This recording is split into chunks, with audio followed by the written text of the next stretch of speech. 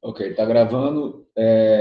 Vou começar explicando um erro que eu cometi, que eu coloquei no material da sabatina, que as perguntas estavam todas sobre o modelo linear generalizado, mas o que eu apresentei para vocês foi o modelo linear geral.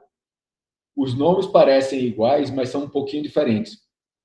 O geral é um dos casos do modelo linear generalizado, em que tem duas restrições que não aparecem no generalizado, que é a independência e a normalidade. O generalizado não assume necessariamente a independência, como o geral assume. E o generalizado pode ter outras curvas que não a normal. Ou seja, os dados, a distribuição do acaso, pode seguir outros padrões que não somente a distribuição normal. Tá? Evidentemente, todo mundo que respondeu pensando no generalizado e algumas respostas extremamente parecidas entre si, certo? Que indicam que a mesma fonte foi utilizada, está correto, porque era o que estava na pergunta. Tá? Mas é sobre o geral. Também houve um comentário que foi comum nas respostas, do geral ser uma extensão da regressão. Na realidade, a regressão é um caso do modelo. Tá? É provável até que na criação dele ele tenha sido uma extensão da regressão. Mas hoje a regressão é vista como uma das situações em que o modelo se aplica. Ok? Certo, Um de professor. vocês não entendeu minha pergunta, eu respondi, e se não tiver ficado claro para quem não entendeu, depois me procura que a gente conversa mais sobre a resposta que eu dei. Porque senão eu vou identificar quem foi o santo que não entendeu. Tá? Mas fique à vontade depois para me procurar. O que eu perguntei, né? Que disse que não entendeu a pergunta que eu fiz. Uma outra confusão que aconteceu com vários de vocês foi na pergunta sobre os delineamentos, em que houve uma mistura do que é delineamento e do que é arranjo. O delineamento experimental é a forma como a gente conduz o experimento. Inteiramente casualizado, blocos, quadrado latino, quadrado greco-romano, blocos incompletos, blocos mais que completos. Certo? Isso é o delineamento experimental. Ou seja, quais são as restrições que nós vamos colocar na casualização? Quais são os fatores que nós vamos identificar como causando variações? Tá? Fisicamente no experimento. O arranjo fatorial, passagem subdividida, é como eu construo os tratamentos que vão ser aplicados no delineamento. Estão entendendo a diferença? Ô, professor, não entendi muito bem, não. Vamos lá, André. Delineamento. Vamos pensar no mais fácil de todos, o inteiramente casualizado. O que é que o inteiramente casualizado diz? A gente vai falar dele daqui a pouco. Ele é inteiramente casualizado, ou seja, o sorteio é feito geral, amplo e restrito, sem restringir de forma nenhuma. Isso é o delineamento experimental. Tá? No delineamento experimental, a gente pode aplicar tratamento simples. Por exemplo, diferentes quantidades de lodo de esgoto. Mas também pode aplicar o que se chama de arranjos de tratamentos. Por exemplo, diferentes quantidades de lodo de esgoto de diferentes preparos, diferentes formas de correção do lodo de esgoto. Tá? Isso aí é o arranjo de tratamentos. Como são os tratamentos, o que é que está por trás dos tratamentos que nós vamos colocar naquele experimento no inteiramente casualizado no bloco. Pronto, professor. Entendi. Obrigado, viu? Nada. Tranquilo, gente? Alguém mais tem alguma dúvida com relação à sabatina?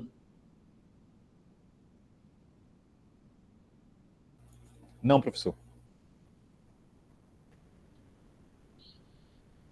Hoje nós vamos falar justamente sobre os delineamentos. Testando.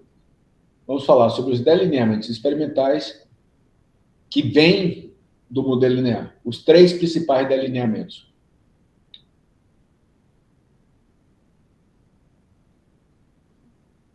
Opa. E primeiro, começando pelo que é a análise de variância. Eu mencionei já na aula passada, mas a análise da variância é uma quebra da variância do experimento, da variância total do experimento, ou seja, de toda a variação do experimento, em seus componentes, com base na aditividade do modelo linear geral. A variância por si só não pode ser quebrada, porque ela é aditiva. Ela não é aditiva, perdão. Então, não posso calcular diretamente a variância das diferentes fontes, tratamento e acaso, por exemplo. Mas a variância é uma soma de quadrados dos desvios de cada ponto em relação à média, dividido pelo grau de liberdade. Pelos graus de liberdade. A variância não é aditiva, mas tanto soma de quadrado quanto grau de liberdade são aditivos. Então, o que é que a gente faz? A gente não desdobra diretamente a variância. A gente desdobra os graus de liberdade e as somas de quadrado. Quando eu digo a gente faz isso, significa o SAIS ou o R ou qualquer programa que você queira faz isso para você. Tá? Se você for masoquista, você pode fazer na mão. Diga, André. Professor, você poderia, por favor, repetir o conceito da análise de variância, porque eu não consegui compreender muito bem, não. Então, deixa eu dar 2 passos para trás. Nós fazemos um experimento por quê?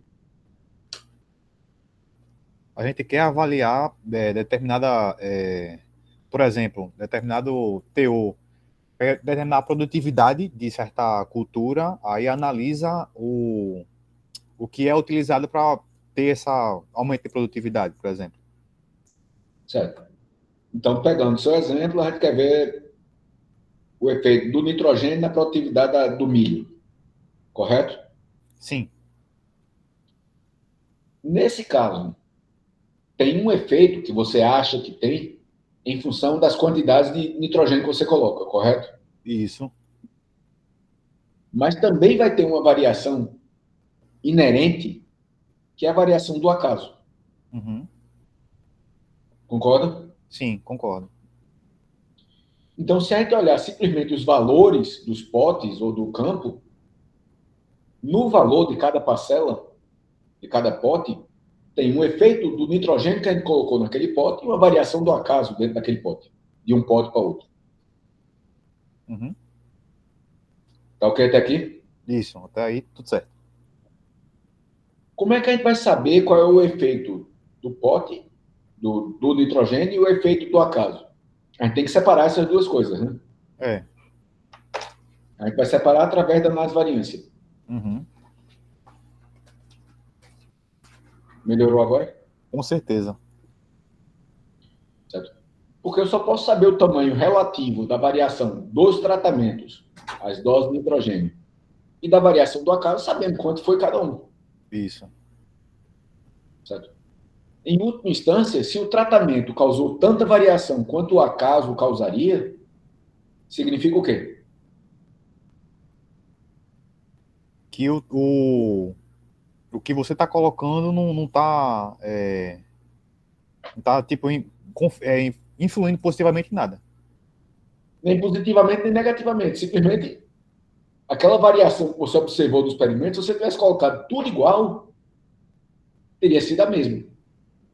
Uhum. Correto? Correto.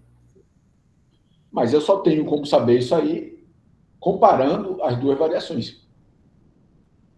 Ou seja, a gente tem que pegar a variação total do experimento e separar em quem causou o quê, para então poder comparar se a variação que a gente achava que ia acontecer realmente aconteceu ou não.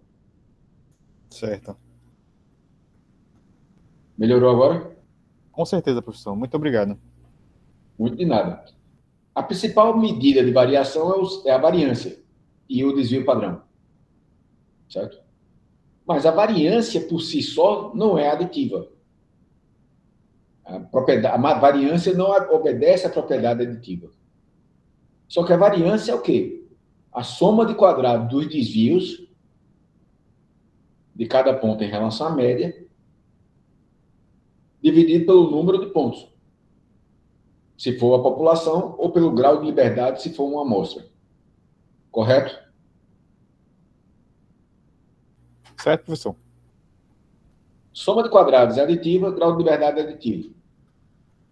Então, o que é que a gente vai fazer? Quebrar os graus de liberdade para cada coisa que a gente colocou no modelo que causa variação, a soma de quadrado, e aí calcula as variâncias para aplicar o teste F. Tranquilo, gente? Tranquilo, professor. Certo, professor? E para fazer isso, a primeira coisa que a gente faz é quais são as fontes de variação que a gente tem no experimento. E onde é que a gente vê isso? Qual foi o delineamento que a gente utilizou? E qual foi o arranjo de tratamentos que a gente utilizou? Esse arranjo de tratamentos é o nosso próximo assunto, semana que vem, que é o arranjo fatorial. Certo? E depois, a parcela subdividida. Tá? E depois ainda, a medição repetida. Hoje a gente vai pensar em tratamentos simples.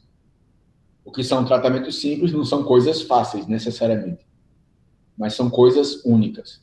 Somente a dose de N, somente a fonte de silício, somente a variedade, somente a dose de herbicida, somente, seja o sistema de irrigação ou o volume de irrigação. Mas uma coisa de cada vez. Tá ok até aqui, gente? Certo, professor. Depois que a gente define as fontes, ou seja, quais são as causas de variação que a gente tem no experimento, aí nós vamos calcular. O nós significa o size vai calcular para a gente, o R vai calcular para a gente.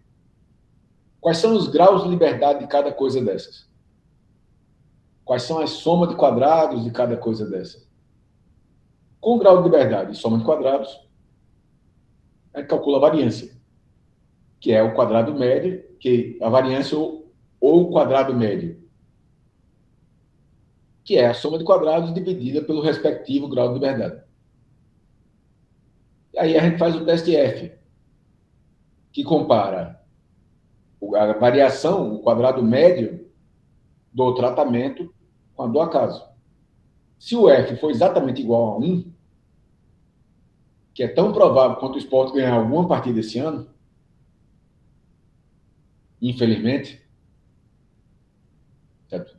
Significa que a variação devido aos tratamentos foi exatamente igual à variação do acaso.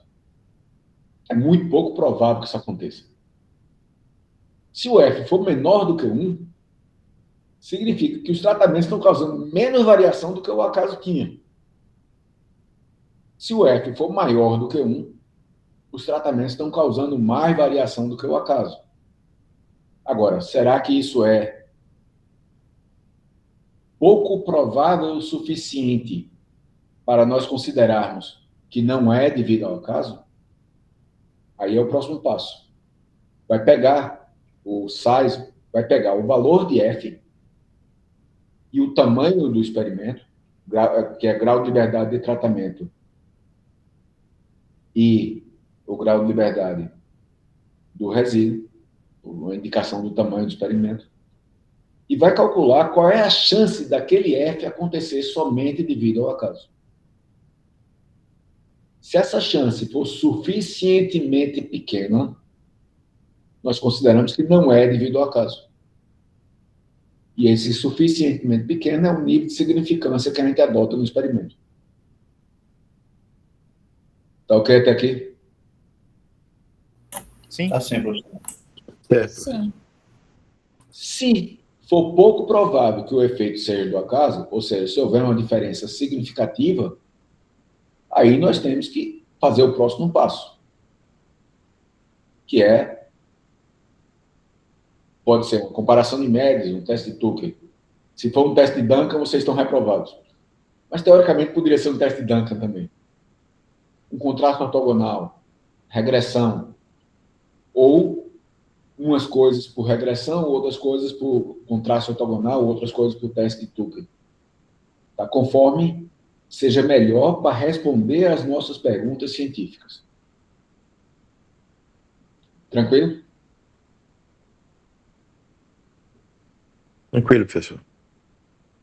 Por que isso é necessário? Que o teste F está comparando a variação devida aos tratamentos com a variação devida ao caso. Correto? Certo. Se eu tenho 2 tratamentos e a variação entre os tratamentos é maior do que a do acaso, está resolvido. Maior é maior, menor é menor. Não tem dúvida nenhuma. Mas se eu tiver 3 tratamentos ou mais e for significativo, eu sei que tem 2 tratamentos, pelo menos, que são diferentes entre si. Quais?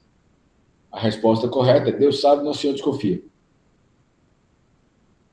Porque se eu tenho 3 tratamentos e sei que tem alguém diferente, o que é que pode acontecer?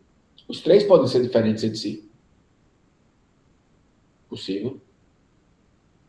Os 2 maiores não são diferentes e o menor é diferente dos 2. Possível. O maior é maior que os outros 2. Possível. Ou os 2 extremos são diferentes e o coluno do meio, o valor intermediário, não é diferente nem de um nem do outro. Também é possível. Eu não sei o que é. E se for 4, estica, né? O número de opções. Então, eu preciso de um outro teste para poder concluir quem é diferente de quem. Tá? E a partir daí, e aí já não é estatística mais, procurar entender por que isso aconteceu. Tá? A estatística vai até o que aconteceu. Daí para frente, não é estatística. É fertilidade, química, física, biologia. É outro assunto.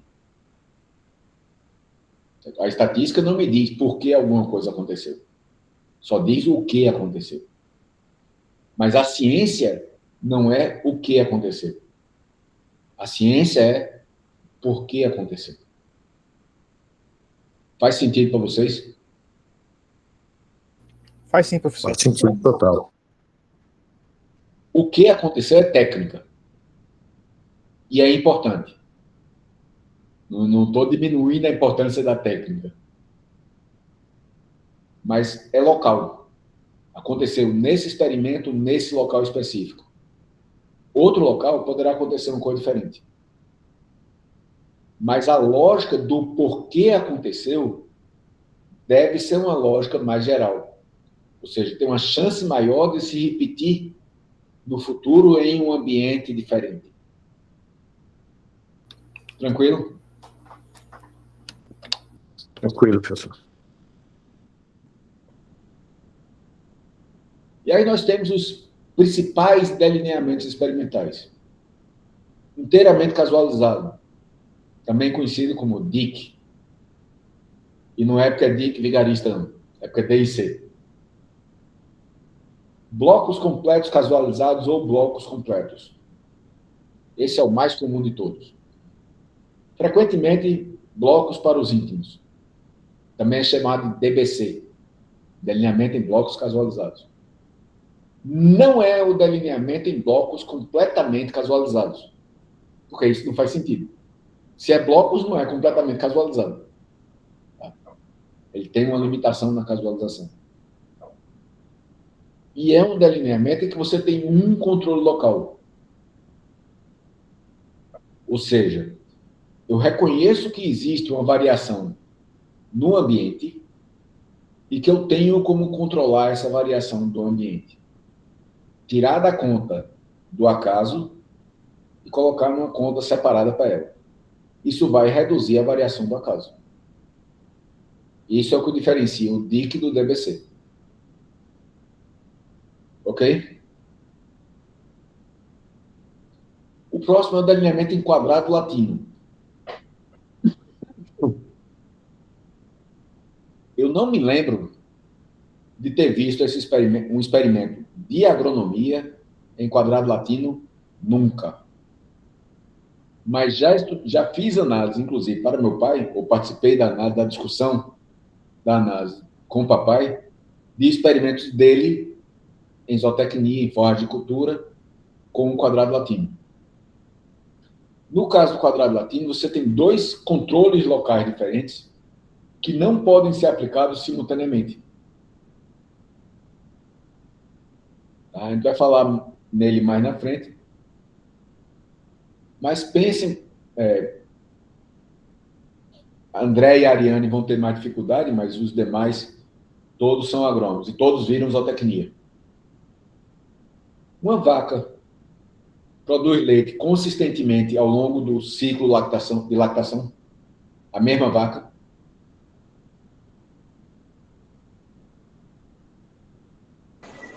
Não, professor. Não. Ela começa produzindo menos, aumenta a produção de leite, depois cai. Certo? De uma vaca para outra, com a mesma ração, mesma genética, a produção de leite é igual? Não, não. Então, você tem duas variações que são do ambiente ali e que não são devidos ao acaso. Correto? A variação de uma vaca para outra não é uma variação do acaso. E a variação de uma mesma vaca ao longo do ano, ao longo do ciclo de lactação, também não é uma variação do acaso. Só que, se você controlar a época, eu só quero pegar a vaca no primeiro mês de lactação. Você vai ter que usar vaca diferente. Se você controla as vacas, quer usar uma vaca só, como repetição, você tem que pegar épocas diferentes. Faz sentido?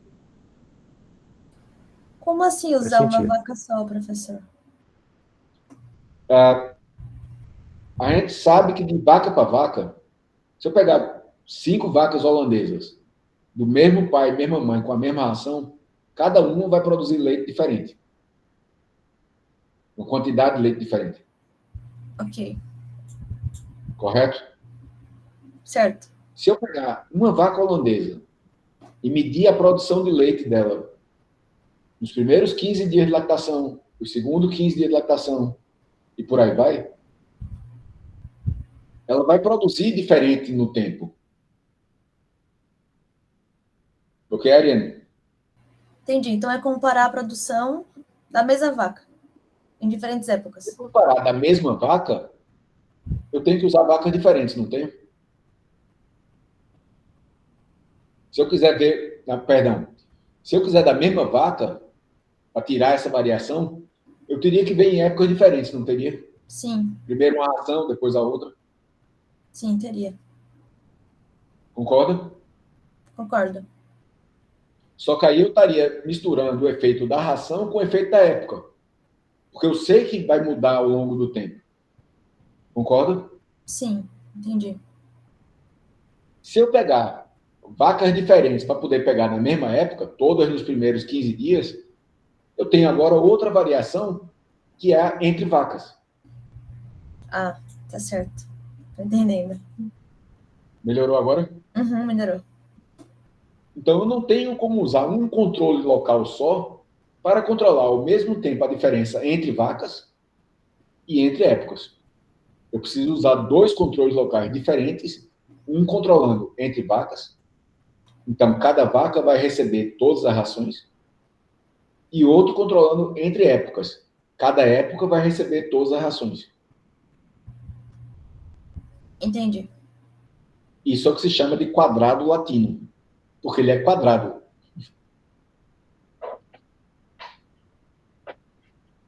Ok? Ok. Esses três são os mais comuns. Mas aí tem outros. Blocos incompletos com tratamentos comuns. Que raios é isso? Vamos dizer que você tenha 1000 tratamentos. Você faz blocos homogêneos com 1000 tratamentos é difícil. Porque o bloco fica muito grande, então você tem muita variação dentro do bloco. Faz sentido?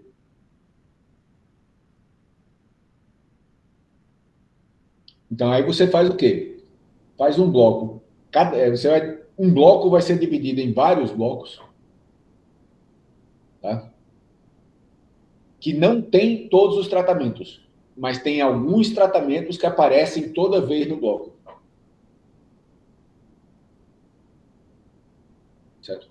Alguns tratamentos vão aparecer mais do que outros, porque vão aparecer em todos os blocos. Quem é que gosta desse delineamento? O pessoal do melhoramento. Porque eles trabalham com números muito grandes de tratamentos. Faz sentido? Professor, eu não compreendi muito bem, não. Certo, André. No delineamento em blocos, que você já viu sendo usado, ou viu seus usando, um bloco tem todos os tratamentos. Ok? Só que, às vezes, a gente não consegue fazer um bloco homogêneo. Por quê? Porque tem tratamento demais. Para o pessoal do melhoramento, ter 1000 tratamentos não é nada de, nas fases iniciais, não é nenhum bicho de 7 cabeças, não. Tá? O melhoramento de cana-de-açúcar de Pernambuco, por exemplo, se Zé Cleito me corrijam, mas costumava ter 10 milhões de materiais por ano novos. Tá? Tanto é que na primeira fase nem experimento era. Eu plantava tudo para ver o que é que saía. Mas no terceiro ciclo já começa a ser experimento e eles estão com 1000 variedades, 1000 cruzamentos, 2000 cruzamentos, 5000 cruzamentos. Tá? Simplesmente não consegue fazer um bloco homogêneo com 5000 parcelas diferentes. Não tem como. E aí existe o delineamento em blocos incompletos. Ou seja, cada bloco não tem todos os tratamentos. Tem tratamentos comuns, ou seja, tratamentos que vão acontecer em todos os blocos, e tem tratamentos que não acontecem em todos os blocos. Tá, professor, deixa eu ver se eu entendi. Vamos lá. Vamos voltar a nitrogênio e milho. Aí todos, em teoria, teriam o nitrogênio, só que eu ia, nesse caso, adicionar uma outra variável. Tipo, queria ver se, por exemplo, o potássio ele vai influenciar na melhora ou não. Não é bem por aí não, André. Esse caso que você está falando é mais o caso do fatorial, em que você está variando ao mesmo tempo nitrogênio e potássio. Tá? O caso que eu estou falando é que você tem um número muito grande de tratamentos. Por exemplo, você está trabalhando lá com 1000 variedades. Pronto, pegando um gancho com o pessoal de avaliação de planta hiperacumuladora.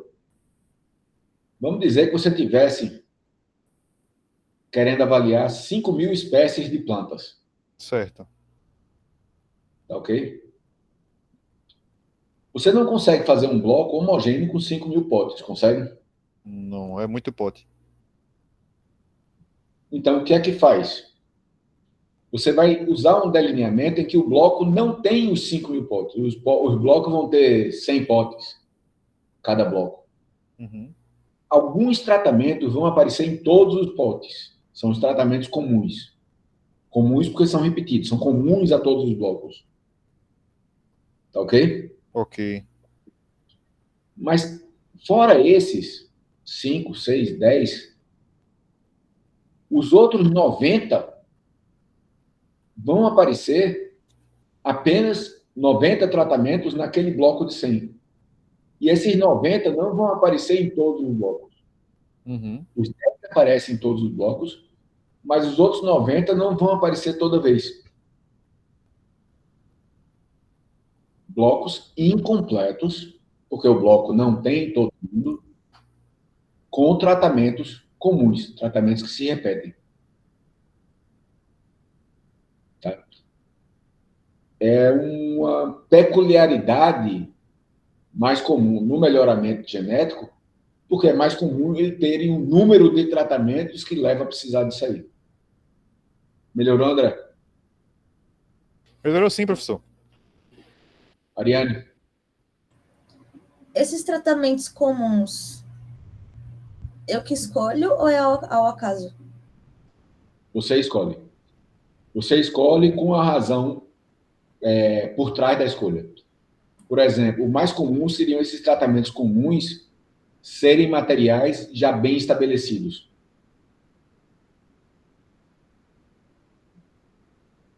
Certo? Os seus tratamentos novos não repetem, inclusive, porque você muitas vezes não tem muito material genético, então você repete menos vezes.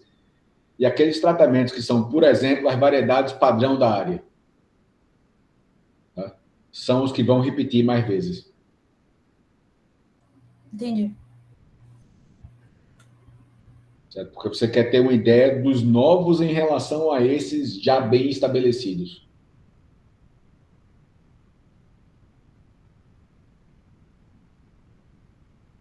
Ok? Ok. Ok, professor. Esse quadrado greco-romano, eu só falo nele para dizer que eu li, apareceu uma vez em um livro que eu usei quando estava estudando, da década de 50. Não é 20.050, não é 2050, não, é 1950, que eu estava usando quando estava me preparando para o concurso para rural. Tá? Ele tem 3 controles locais diferentes. Eu não consigo visualizar um cenário para usar ele. Só que, como eu gastei tempo me preparando para ele, eu faço vocês perderem tempo pensando nele também. Tá? Mas é um delineamento que você tem 3 sentidos de controle local separados. E eu só vi nesse livro. E repito, é de 50 e pouco. É livro da época que meu pai estava estudando. Diga, Bruno. Professor, qual é o critério utilizado para a escolha do delineamento? A gente vai falar nisso daqui a pouco, mas qual é a variação do ambiente que você tem. Certo? Ou seja, qual é o grau de controle de liberdade, de controle local que eu vou precisar utilizar. O que diferencia esses delineamentos todos é o controle local. Se é usado ou não, e se for usado, como ele é usado. Ok?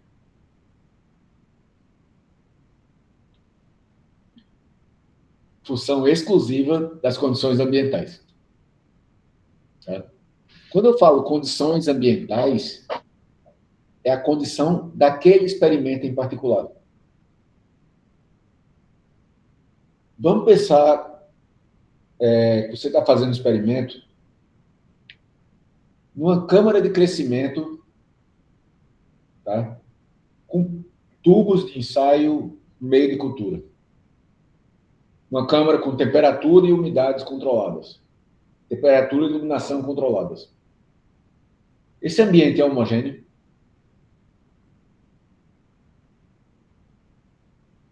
Repete a pergunta, né? por favor, professor. Fernando, você Professor, está fazendo um experimento em tubos com solução nutritiva, com as plantas crescendo dentro de uma câmara com iluminação, temperatura e umidade controladas. Uhum. Esse ambiente é homogêneo? É. Sim. É homogêneo. Mas se eu disser que eu não vou conseguir fazer o experimento todo de uma vez, porque eu tenho mais tubos do que cabe na câmara, meu ambiente continua a ser homogêneo?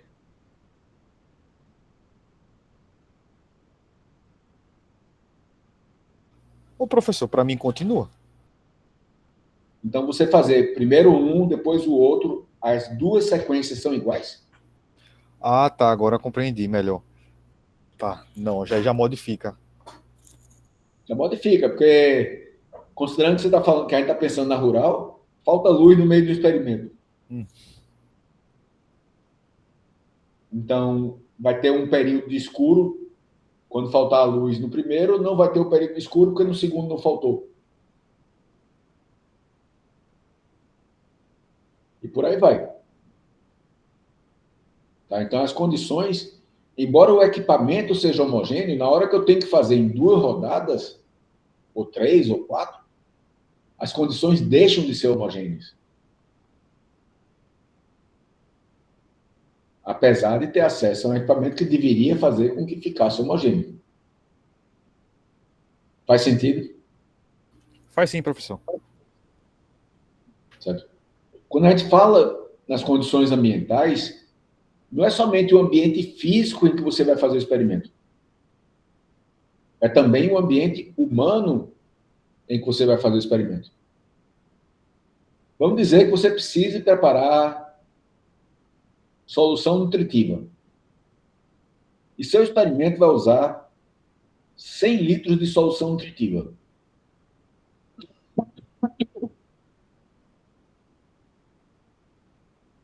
Você consegue fazer isso de 100 litros, não, 1000 litros de solução nutritiva.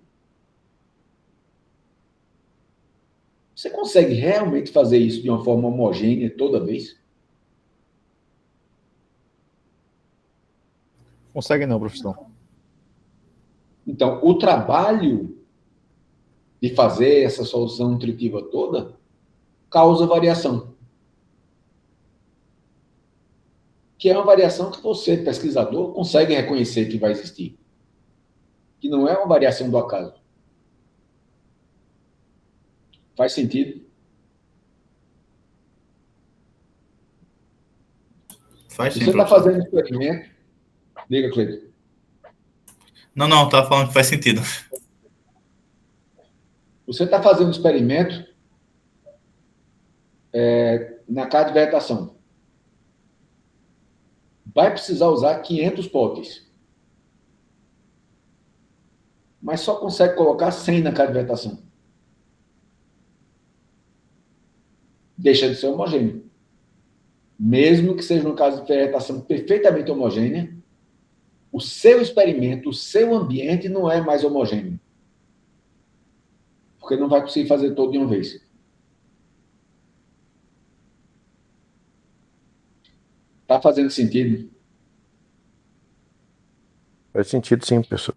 Sim, professor. Então, quando a gente fala nas condições ambientais, é nas condições ambientais do seu experimento.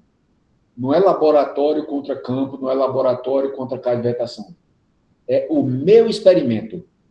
Está homogêneo ou não está homogêneo?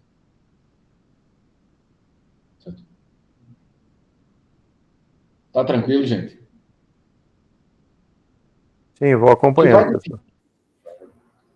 O que vai definir qual o delineamento é justamente isso. Se for tudo homogêneo, eu não preciso do controle local. Se eu não preciso do controle local, é o DIC.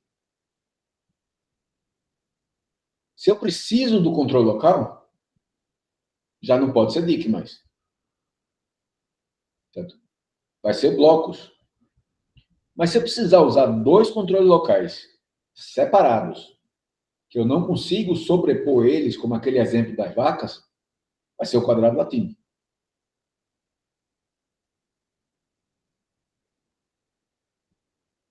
Tá ok até aqui? Sim. Tem alguma graça? Certo, professor.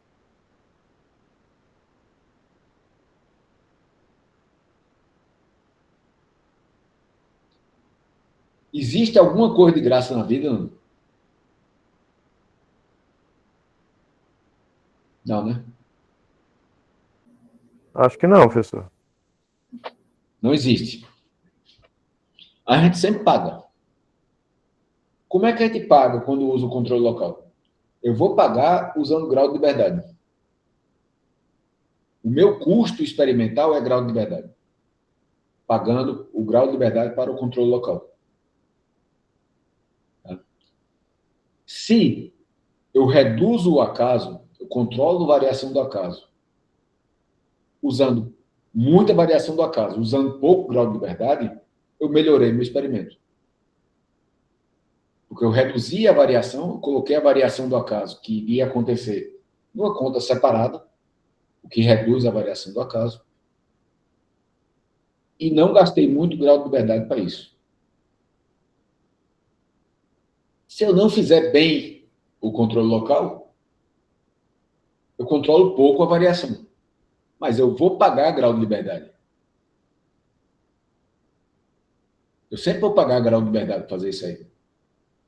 Então, tem que pensar muito bem no que eu estou fazendo para controlar o máximo possível da variação com o mínimo possível de grau de liberdade. Faz sentido?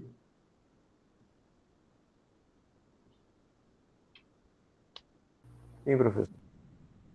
Porque a função do controle local é reduzir a variação do acaso, quando for possível ou necessário.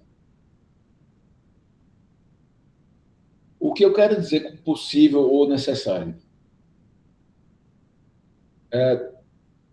Minha turma de alunos na graduação do próximo semestre é homogênea? Provavelmente não. É certeza que não. Porque nenhuma turma de alunos é homogênea. Eu tenho como controlar essa heterogeneidade hoje? Ou no primeiro Não. dia de aula? Acho que não. Porque eu não sei como é que é a heterogeneidade. Eu sei que existe, mas não sei como é que é. Então, é necessário controlar essa variação? É. É possível controlar essa variação? Não. Certo? Eu só devo usar o controle local quando eu, primeiro, reconhecer que existe variação. Segundo, reconhecer como é a variação, para poder formar grupos mais homogêneos.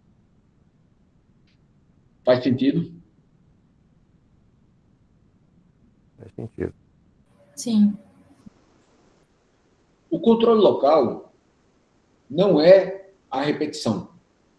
São duas coisas separadas. Certo?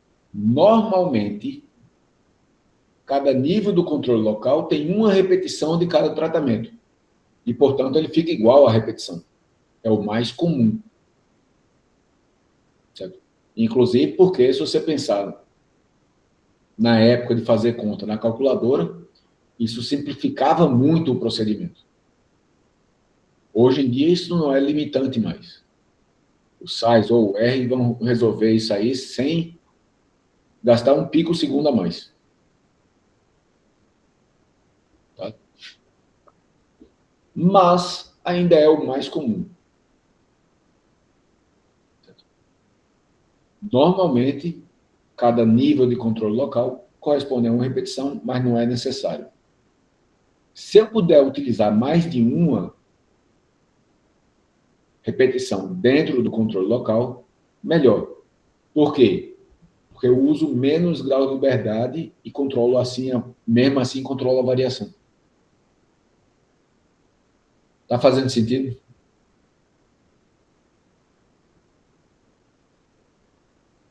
Faz sentido sim, professor. Elson, tá parecendo que tá em dúvida? Sim, eu fiquei pensando se era em relação ao seguinte: eu tenho três tratamentos e dentro de cada bloco eu colocaria mais três dos mesmos tratamentos. Seria mais ou menos isso, né? Vamos pegar aquele exemplo que eu falei da casa de vegetação, de não poder colocar todas as parcelas de uma vez só na casa de vegetação. Certo? Mas você consegue colocar 2 parcelas de cada tratamento. Você vai ter que fazer o experimento 2 vezes, vai usar 4 repetições. Tá? Você pode fazer um bloco, ou seja, a rodada do experimento, com as 2 repetições de cada tratamento. Então, ao invés de você ter 4 blocos, você tem 2 blocos. Tá ok, Elson? Ok, professor. Se eu tenho 4 alguma coisa, 4 blocos, quantos graus de liberdade eu tenho? Vai ser 4 vezes o número de tratamento, né? No caso, 8. Não. No caso de... Grau de liberdade de blocos. 4. Se eu tenho 4 blocos. Vai ser 4. 3. ter 3 graus de liberdade. Se eu fizesse o mesmo experimento com 2 blocos, quantos graus de liberdade eu tenho? Aí a gente só teria um para blocos. Só teria um para blocos. Os outros 2 vão para o resíduo. E quanto maior o grau de liberdade do resíduo, melhor.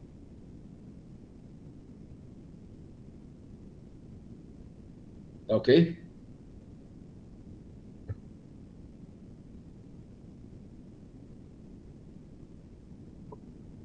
Diga, André. Professor, essa última parte aí, não entendi muito bem, não. Vamos lá. Você precisa fazer um experimento na casa de vegetação. Tem 25 tratamentos e só tem 50 potes. Quer fazer 4 repetições. Você tem 25 tratamentos e só tem 50 potes. E Clistin já disse para você, melhor, Carol já disse para você que não vai comprar mais pote para você, não. Ok? Então não pode dizer, compra mais pote. Tá ok até aqui? Tá ok. Aí nesse caso eu teria 100, porque são 25 mais 4, mas só posso 50, tá bom. Tá. Tem que ter 2. Vai ter que fazer 2 vezes. Isso. Correto? Uhum. O normal é cada bloco ter uma repetição de cada tratamento. Então, já que você não vai poder fazer tudo de uma vez, o mais comum seria fazer 4 blocos de 25. Concorda? Tá, até aí tudo bem. Se eu fizer 4 blocos de 25, eu tenho 4 blocos, portanto, eu tenho 3 graus de liberdade. Para blocos. Uhum. Correto? Ok. Sim, correto. Mas eu posso fazer 2 blocos de 50 com 2 repetições de cada tratamento em cada bloco. É. Tá ok até aqui? Uhum. Se eu fizer 2 blocos de 50 com 2 repetições em cada bloco, quantos graus de liberdade eu vou usar? Vai usar um. Vai ter um Só grau. vou usar um. Uhum. Entendeu agora qual é a lógica? Então, tá, professor, ainda assim não tá tão... É porque, pronto, a parte que o senhor falou, que coloca no resíduo, o outro vai pro resíduo, eu não entendi assim também, não. Ok. O resíduo é tudo aquilo que não é causa conhecida. Uhum. Correto?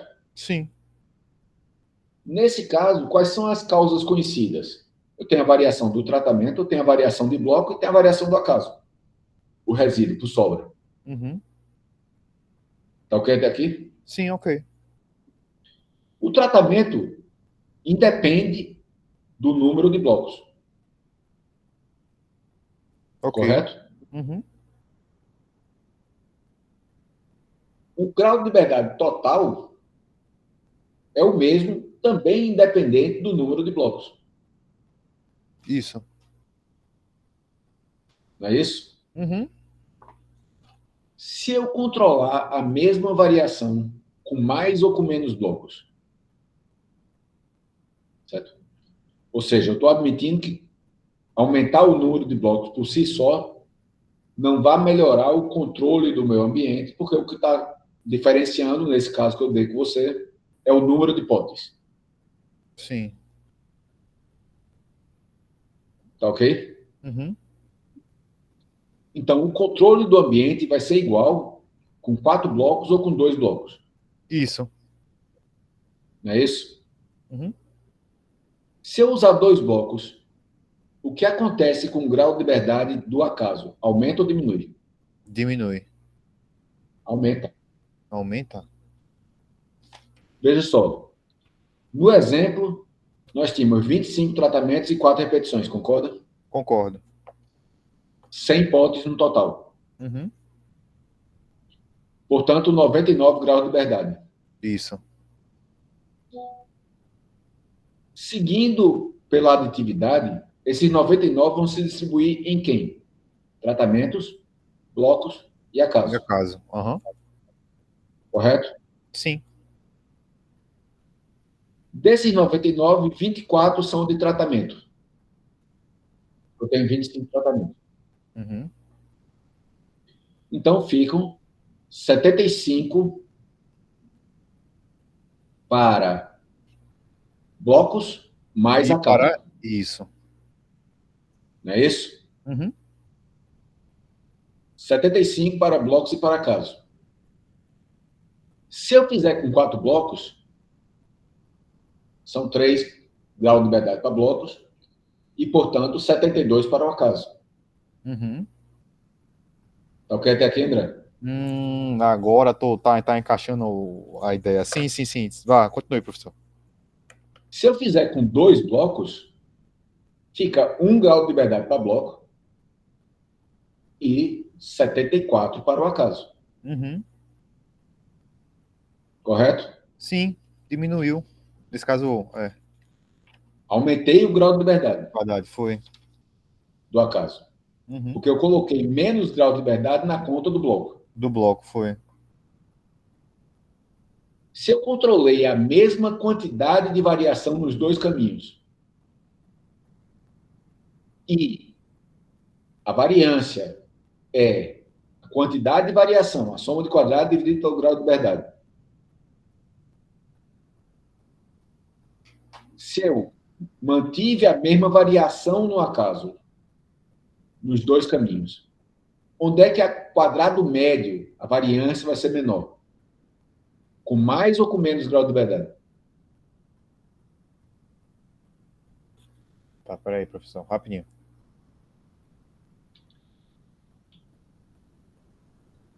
Tá, o quadrado médio vai ser maior quando você tiver com menor grau de liberdade. Nesse caso, com o inverso. Exatamente. Porque o grau de liberdade é o divisor.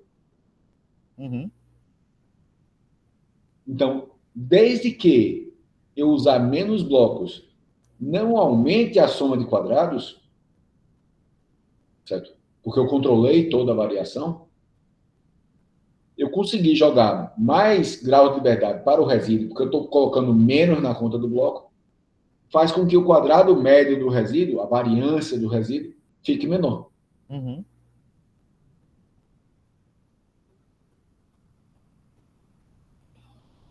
Tá fazendo sentido? Tá sim, professor. Muito obrigado. Consegui entender. Muito de nada.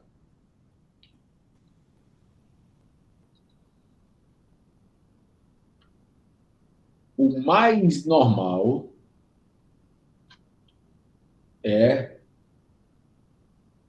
o mais comum é que cada bloco tenha uma repetição de cada tratamento. Isso é o padrão. Mas se você puder fazer diferente, é melhor.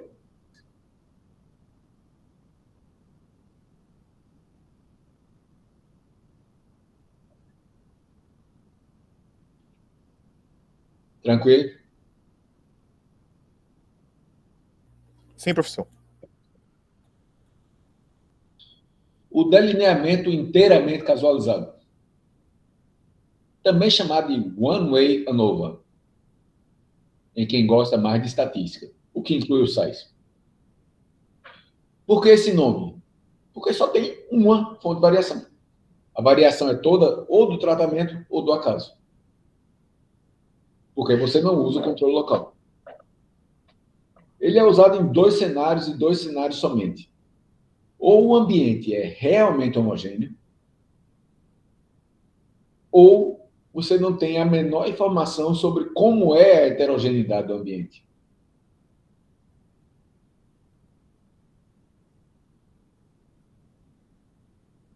Tá fazendo sentido, gente? Tá sim, professor. Sim. Você pode repetir, professor? Nossas casas de vegetação são ambientes homogêneos?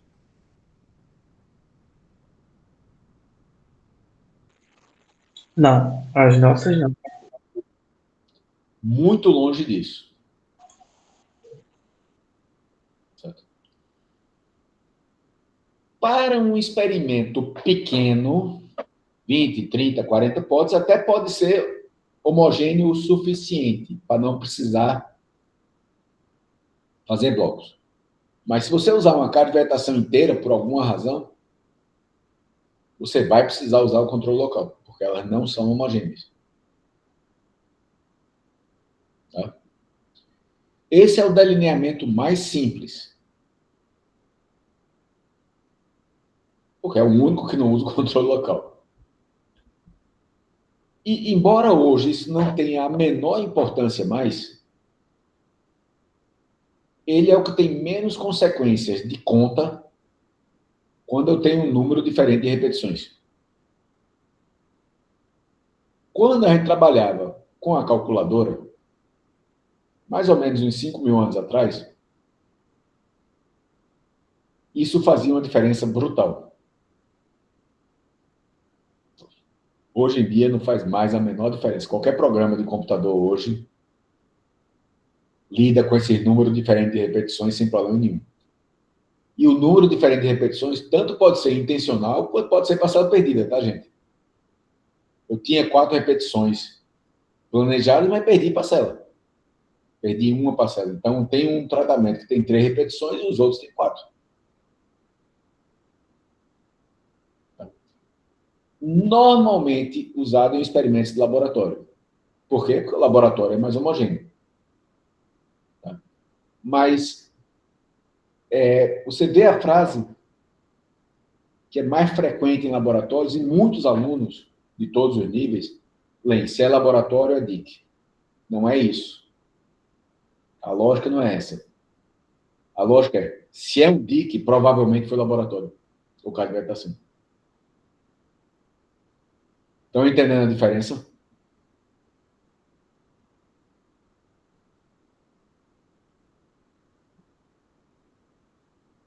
Sim, professor, deu para entender sim. Certo? Porque o DIC é de ambiente homogêneo. O laboratório e a cadivetação são mais homogêneos do que o campo, por exemplo. Então, se já é DIC, porque nos métodos está dizendo que é DIC, provavelmente foi no laboratório ou na cadivetação. Mas não é porque é laboratório ou cadivetação, é DIC. Tá? O que define é a homogeneidade do ambiente. Ok? Ok. Ok, professor. E esse é o modelo dele. O valor de uma parcela em J é uma função da média geral, do efeito do tratamento e do efeito do acaso. Tá? A variação, a média não varia, por definição. Então, a variação de Y é uma função da variação do tratamento e da variação do acaso. Tranquilo?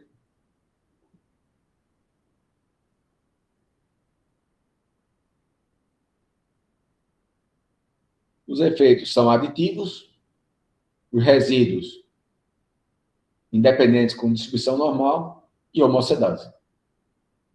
Essas 4 coisas têm que ser verdadeiras. Certo? Ou pelo menos razoavelmente verdadeiras.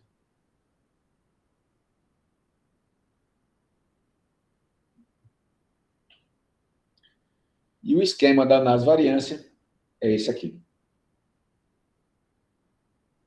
A variação ou é devido ao tratamento ou é devido ao acaso, também conhecido como resíduo ou erro. Eu não gosto de erro porque parece que tem alguma coisa de errada. Tá? Mas é a expressão mais comum. O grau de liberdade de tratamento é o número de tratamentos menos 1. O grau de liberdade total é o número de parcelas, ou seja, o número de repetições vezes o número de tratamentos, menos 1.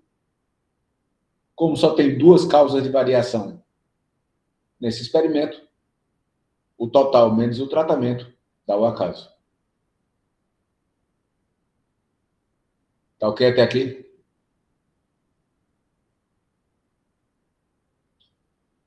A variação total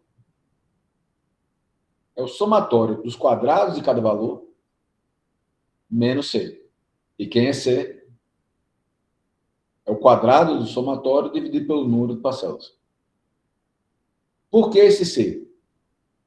Porque, embora a soma de quadrados modifique como eu calculo, a forma que eu calcular a soma de quadrados vai mudar, o quadrado da soma não muda. Se eu primeiro soma e depois elevo ao quadrado, a forma que eu faço isso não altera nada. Me dê licença um instantinho.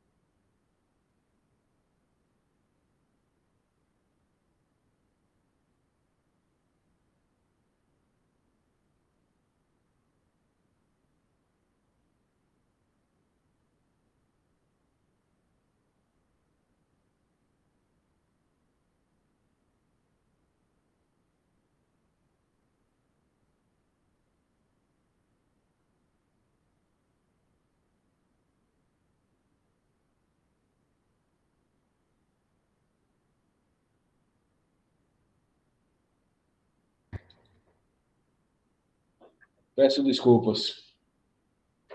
Mas chegou a entrega e o pessoal enfia a mão na campainha com boa vontade. Eu estava onde?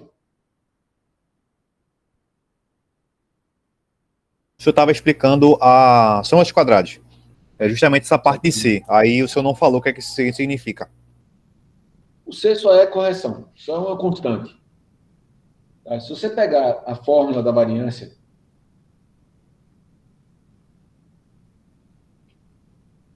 aqui, e expandir essa fórmula, ela é igual, o numerador é somatório dos quadrados de x menos o quadrado do somatório de x, com esse dividido por número de repetições, número de parcelas. Tá? Essa seção daqui é o somatório dos quadrados menos o quadrado do somatório dividido pelo número de pontos. Se aplicar a propriedade do somatório e da potência. Tá?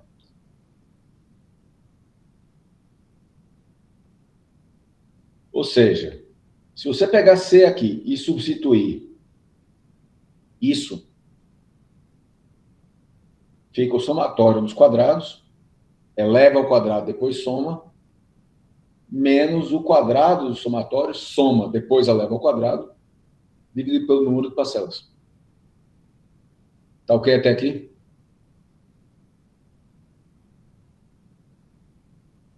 Sim, professor, tá ok. O que acontece? Aqui também seria a mesma coisa. Não interessa se ao invés de x fosse t, o somatório dos totais de tratamento. O somatório geral não seria o mesmo?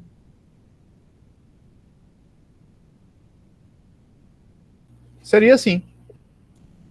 Se eu estou somando todo mundo, não interessa como eu estou somando.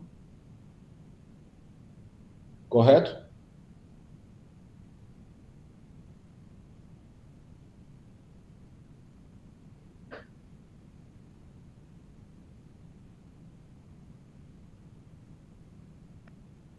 Pense o seguinte. Eu tenho 2 tratamentos, com 2 repetições, para facilitar a vida. O tratamento 1 teve valores 1 e 1. E o tratamento 2 teve valores 2 e 2. Ou seja, tem 1, 1, 2, 2. Ok? Certo. O somatório, o quadrado do somatório é o quê? 1 mais 2 mais 2 elevado ao quadrado. Uhum. Correto? Sim. 36. Confere? Conferimos sim. Tudo certo. O que acontece? O somatório dos quadrados é o quê? 1 ao quadrado, mais 1 ao quadrado, mais 2 ao quadrado, mais 2 ao quadrado.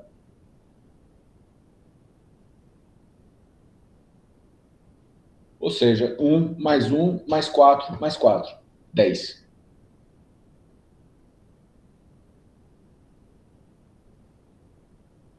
O somatório dos quadrados é diferente do quadrado do somatório. Tranquilo? Tranquilo. E para o tratamento, qual é o princípio que a gente tem? Que no conjunto do tratamento, a variação do acaso é 0. Então a gente soma, né? O conjunto não é a soma?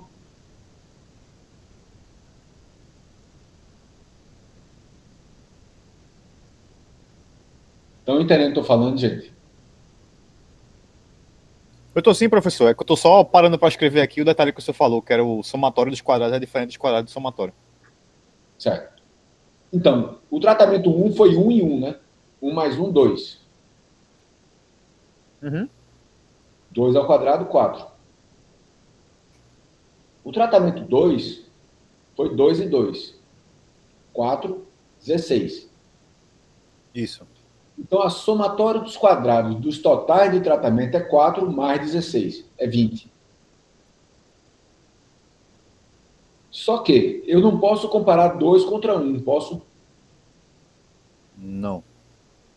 Não faz sentido. Eu comparar diretamente 2 com 1 é a mesma coisa que eu dizer que 2 de vocês são mais pesados do que eu. Por mais que eu seja mais pesado que qualquer um de vocês.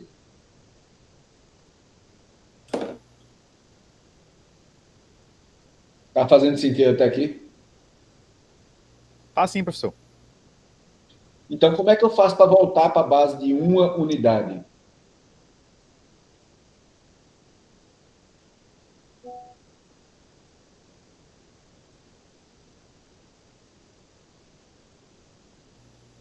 Divide por 2.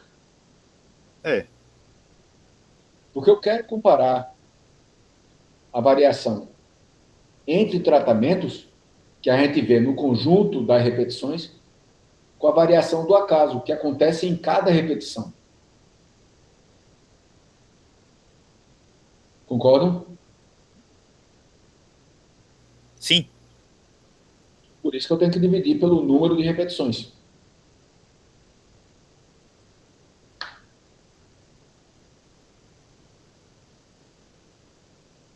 Tá coerente, gente? Professor, você pode repetir essa última parte? Pois não. O que é que a gente quer fazer nessa análise, Lohana? Não é comparar a variação dos tratamentos com a variação do acaso? Sim. O efeito do tratamento a gente vê numa parcela ou a gente vê no conjunto de parcelas? Conjunto. E o efeito do acaso a gente vê num conjunto ou individual? Individual. Faz sentido eu comparar o conjunto contra um? Não. Então, como é que a gente faz agora?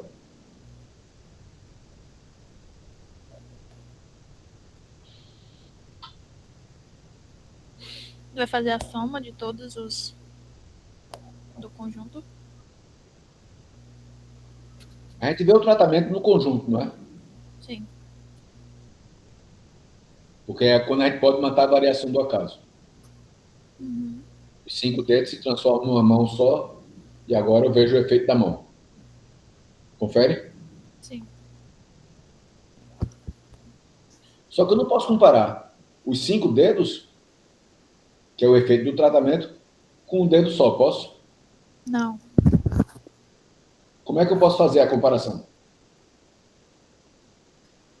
Transformar esse conjunto em um. Como é que eu faço isso? Tirando uma média. Ou dividindo, não é média porque a gente está falando de quadrados, né? Então não é bem uma média. Mas eu divido os 5 por 5. Entendi. Melhorou agora? Sim, sim. Tranquilo, gente? Sim, professor. Tranquilo. Delineamento em blocos. Não sei porque é que está com esses defeitos especiais, não, tá? Toda vez me lembro que eu preciso tirar e não lembro de tirar. Em textos de static case, é chamado de two-way ANOVA. Porque tem 2 caminhos, blocos e resíduo. Certo? Blocos, tratamento, certas variações conhecidas são blocos de tratamento. Esse é o delineamento mais comum para a gente, porque a gente sempre precisa de controle local, porque a gente sempre tem muita variação do ambiente. Mais simples o controle local. Para fazer controle local, você tem que ter informações prévias, pode controlar várias coisas ao mesmo tempo. Certo?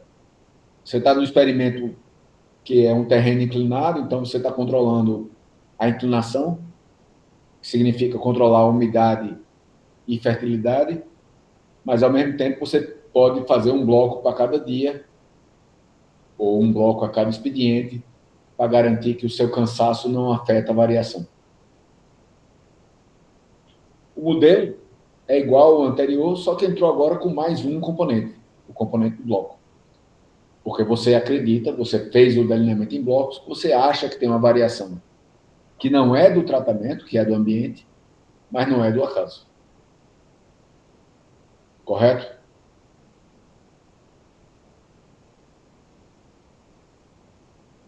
Sim, professor. Tudo certo. Requisitos, os mesmos de sempre. Independência, normalidade do resíduo, homocedase, tudo igualzinho. Só que, como eu coloquei mais um elemento, os blocos vão sair da conta do acaso. Eu estou reduzindo soma de quadrados e grau de verdade do acaso, do resíduo. Tá? O meu objetivo, diga, Lohana.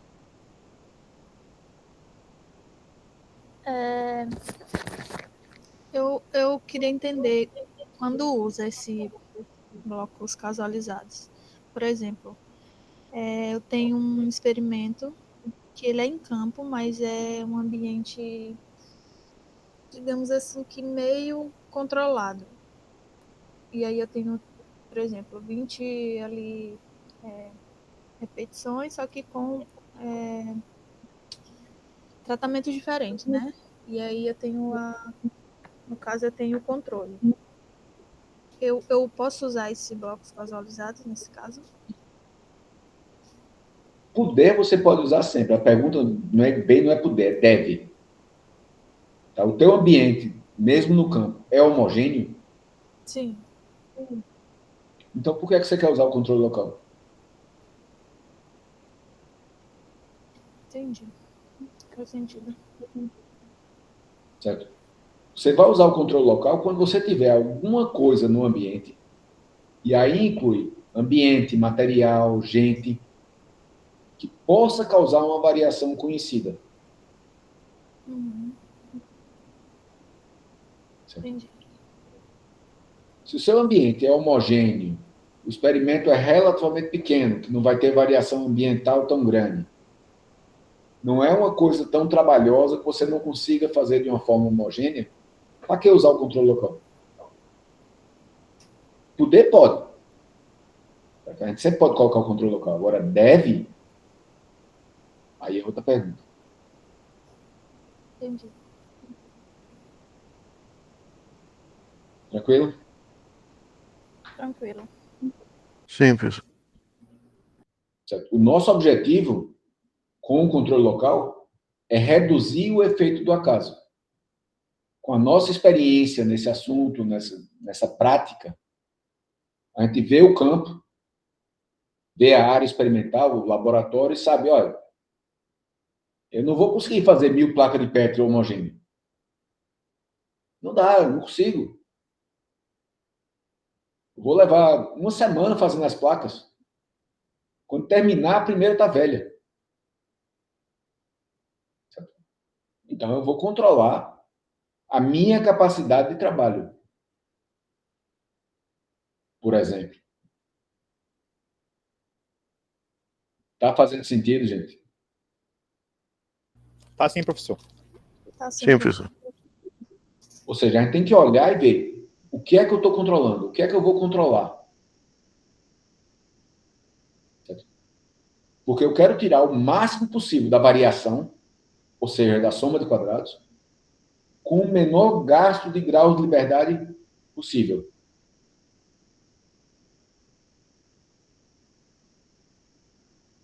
Ok?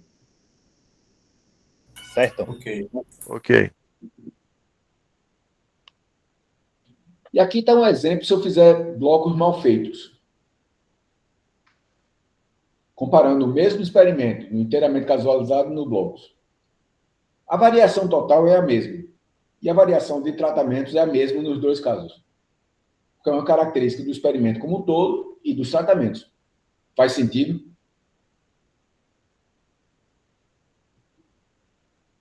Você poderia repetir, por favor, professor? Em um determinado experimento, a variação total e a variação dos tratamentos são características do experimento como um todo e dos tratamentos, concordam? Ok, ok.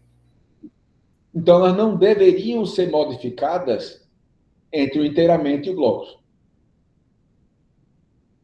Faz sentido? Certo. Uhum.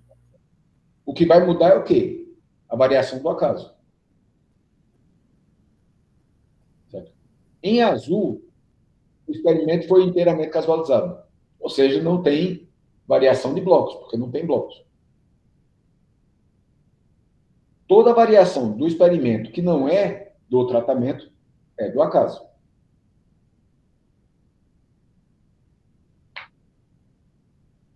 Concordam? Sim, concordo. Então, tem esses valores aí. Em laranja, eu formei 5 blocos. E, portanto, eu gastei 4 graus de liberdade. E esses 5 blocos tiveram uma soma de quadrados de 1000. Então, o que é que acontece? Eu vou pegar 4 graus de liberdade dos 28 que eu tinha em azul. Agora eu tenho 4 para blocos e 24 para resíduo. Todo mundo está vendo aqui? Não, professor, acabei me perdendo.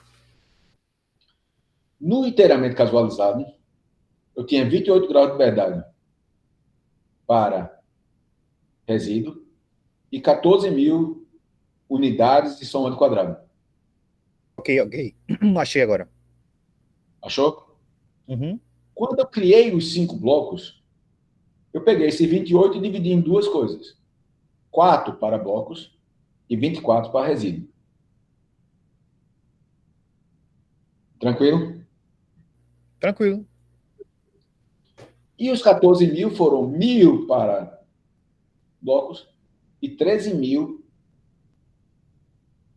ou seja, só tirei 1.000 para blocos e ficaram 13.000 para o resíduo. Ok? Ok. Ok, professor. Ok. Eu não fiz bem os blocos não ficaram legais.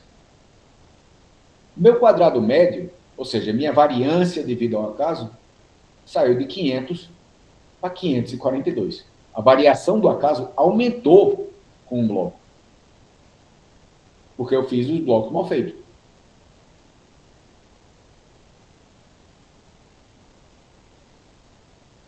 Está coerente? Diga, Lohan. Esse erro é devido à distribuição? O que eu pensei que estava causando variação não estava. Entendi.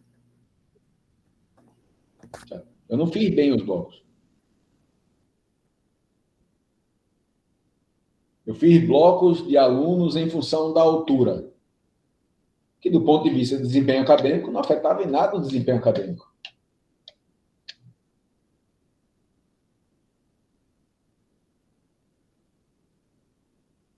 Está fazendo sentido, não? Faz sentido. Tá sim.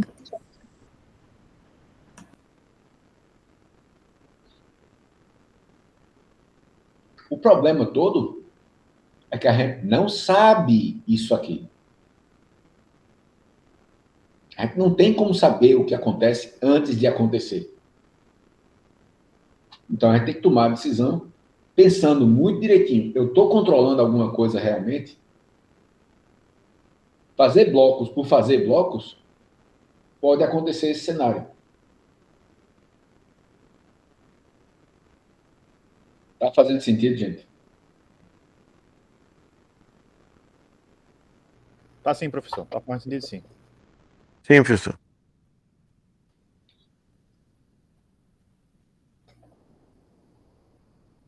Vejam que isso aqui é praticamente igual ao esquema nas variâncias do inteiramente casualizado, com uma exceção. Entrou a parte de blocos. Tá? Para ver o efeito do tratamento, a gente usou o total do tratamento, não foi? Foi sim, professor. Para ver o efeito do bloco, eu vou usar o total do bloco. A mesma lógica.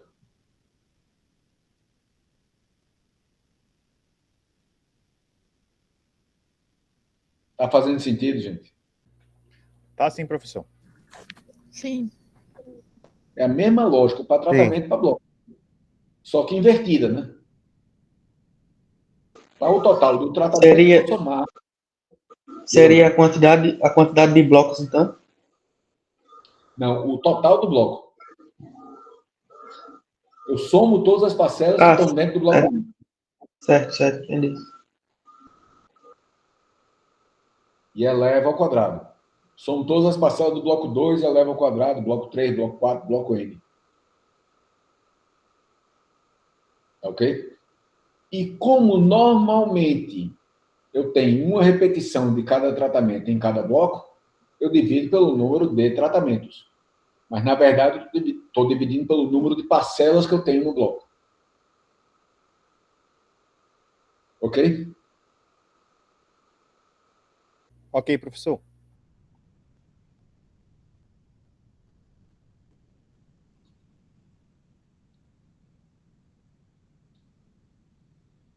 O quadrado latino. A principal exigência do quadrado latino é que o número de repetições seja igual ao número de tratamentos.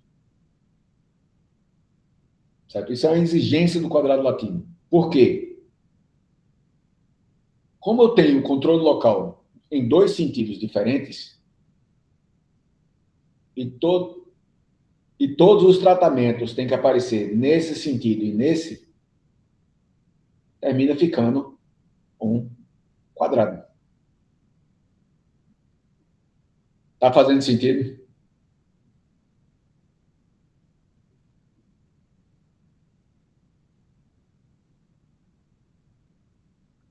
Hein, gente? Tá sim, professor. Tá sim. Sim, professor. Lohana?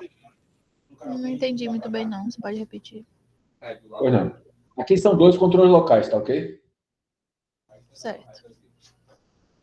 Se eu tenho esse controle local, num bloco, eu tenho que ter todos os tratamentos, não tenho?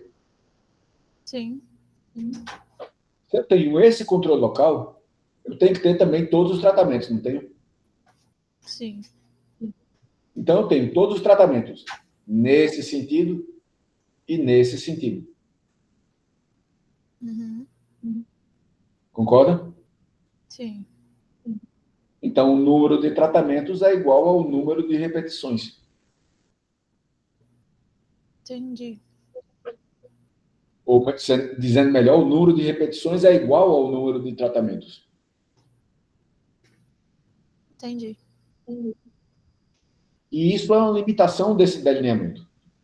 Se eu fizer com poucos tratamentos, só um instantinho, Bruno, eu termino ficando com, como eu gasto muito grau de liberdade no controle local, eu termino ficando sem nenhum ou com poucos graus de liberdade para o resíduo. E se eu tenho muitos tratamentos, eu fico com um número de repetições muito alto. Se eu tiver 10 tratamentos, eu tenho 10 repetições, obrigatoriamente. Se eu tiver 100 tratamentos, eu tenho 100 repetições, o que não é viável. Então, é um delineamento que vai ser usado tipicamente de 4 a 8 tratamentos somente.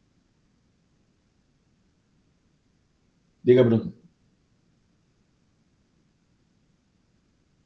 Nesse caso, cada tratamento só vai ter uma única repetição? Não entendi, Bruno. Cada tratamento só vai ter uma repetição, já que o número Não. de tratamentos... O número de tratamentos é igual ao número de repetições. Ou melhor, o número de repetições é igual ao número de tratamentos. Então, se eu tenho 4 tratamentos, eu tenho 4 repetições. Se eu tenho 5 tratamentos, eu tenho que ter 5 repetições. Se eu tenho 6 tratamentos, eu tenho que ter 6 repetições. E por aí vai. Certo. Tá ok? Ok.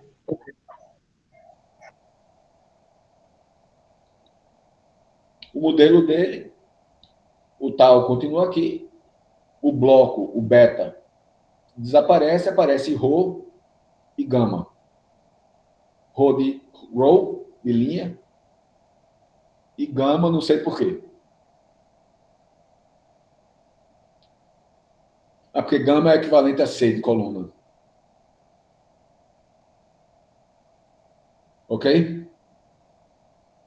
Mesma lógica, não muda nada, só faz colocar mais coisa. Requisito de sempre. Certo? E aqui eu tenho um efeito do tamanho do experimento. Em azul, eu tenho um experimento com 10 tratamentos em 3 repetições. Se for no DIC, o maior F que vai acontecer devido ao acaso é 2.4, 2.39, 3. Ou seja, se meu F calculado for 2.4, no DIC, ele é significativo. É pouco provável de acontecer devido ao acaso. Tá ok? Estão vendo isso que eu estou mostrando? Não.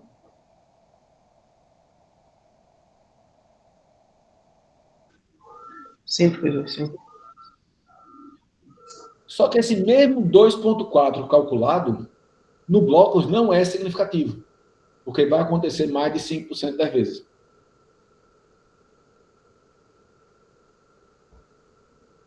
Estão conseguindo ver o que eu estou dizendo? Não.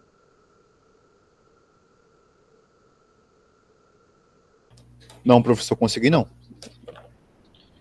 Esses valores da tabela são os maiores valores que vão acontecer devido ao acaso 5% das vezes.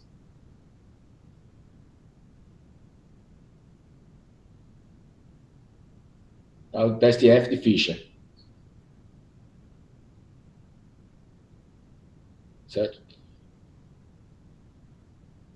Então, se eu tenho 10 tratamentos com 3 repetições, no DIC,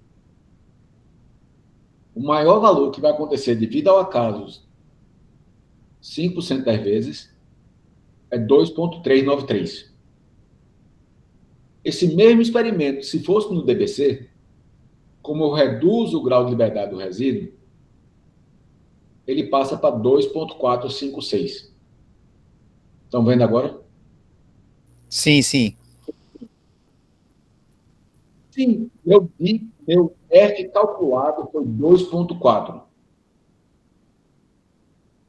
Ele é significativo no DBC?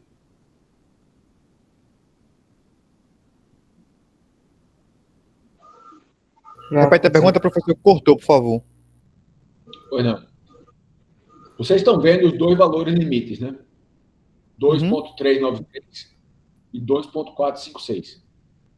Esses valores são os maiores valores que vão acontecer somente devido ao acaso 5% das vezes. Tranquilo até aqui? Tranquilo.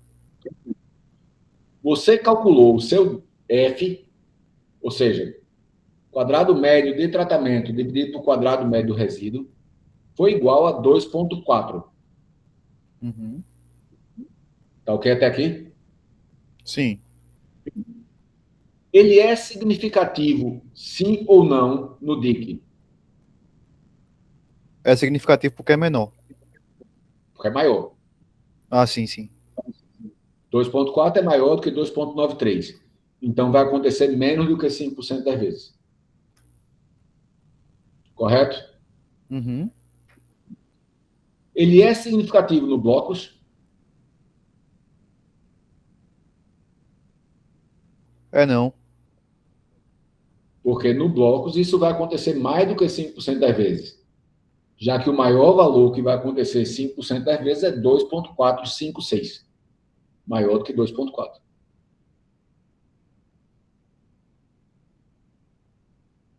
Tá ok?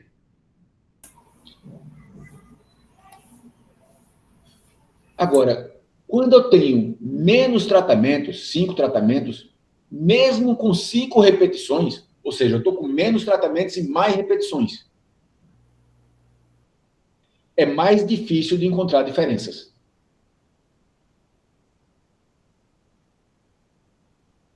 Se for no DIC, 2.866, se for no blocos 3.007, 3. Bond, James Bond, e se for no quadrado latino, 3,259. O que significa isso? Quanto menos tratamentos, mais difícil de encontrar diferenças, mesmo com mais repetições.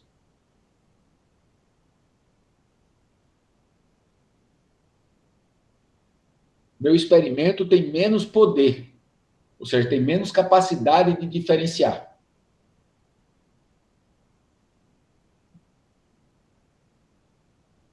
Estão conseguindo ver o que estou mostrando? Não.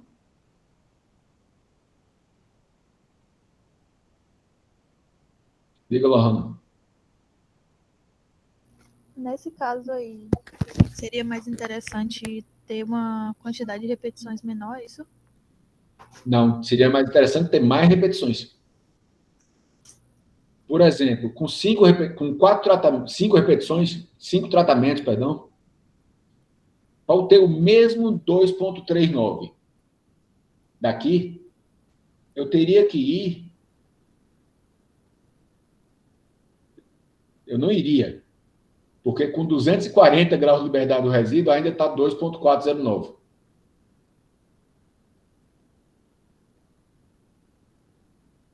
Está vendo o que estou mostrando aqui, não? Estou vendo.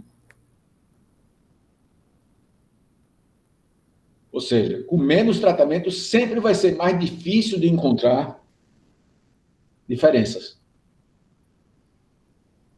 Porque eu preciso de diferenças maiores para conseguir detectar elas. Entendi. Certo? Mas sempre, se eu tenho menos tratamentos, eu preciso aumentar o número de repetições para ter uma chance de encontrar diferenças. Entendi, professor. E isso é no planejamento do experimento. Ok, eu só quero estudar 2 tratamentos. Eu avaliei hoje um artigo em que o cara só tinha 2 tratamentos e 4 repetições. Tem que ser diferença muito grande para conseguir ver. 2 tratamentos e 4 repetições. 8. Aqui. Certo? No DIC, ele precisaria que a diferença entre os tratamentos fosse 5,6 vezes maior do que a diferença do acaso para poder ser significativo. Tá? Porque está muito pequeno o experimento. Está fazendo sentido? Tá sim, professor. Sim, professor. No caso, quanto menor a quantidade de tratamento, maior tem que ser as repetições. Maior tem que ser as repetições e melhor tem que ser o controle. Menos variação você tem que deixar. Porque são as 2 formas que você vai afetar isso aqui. Quanto menos variação você tem, maior o F para um certo número, para um certo tamanho de efeito. Concorda? Sim. Porque o acaso é o divisor, né? Então, quanto menor for o divisor, maior o quociente para um determinado numerador. Tá? Então, você tem que, quando você tem poucos tratamentos, você sempre tem que controlar a variação do acaso, mas quanto menor o experimento, mais você tem que controlar a variação do acaso para conseguir ver se tem algum efeito significativo. Faz sentido? Faz sim, professor. Sim, professor. Está fazendo. Hã? Quem foi? Alguém falou e eu atropelei. Tá fazendo sentido sim, Não, professor. tô acompanhando, professor. Beleza. E, repetindo, você tem que escolher pensando. Não é pim-pam-pum, cada bala mata um. Quando vai escolher o delineamento. Eu vou escolher esse delineamento em função disso, disso e disso. O que diferencia os delineamentos é como você vai, se vai usar e como vai usar o controle local. E facilidade de cálculo, esqueça. Não tem a menor importância mais hoje em dia. Tá? Simplesmente não tem importância alguma hoje em dia. Então, não vem ao caso. E é a situação do seu experimento particular. A de André vai ser diferente de Lohana, por mais que os dois sejam orientados de Carol. Tá? A de Bruno, a de Clayton e de Elson, Zé Clayton e Elson, também vão ser diferentes. O que define o que deve ser é o seu experimento individual. Isso é que vai dizer qual o controle local e como esse controle local vai ser utilizado. Ok? Ok. Ok, professor. Então, 15 minutinhos e a gente continua.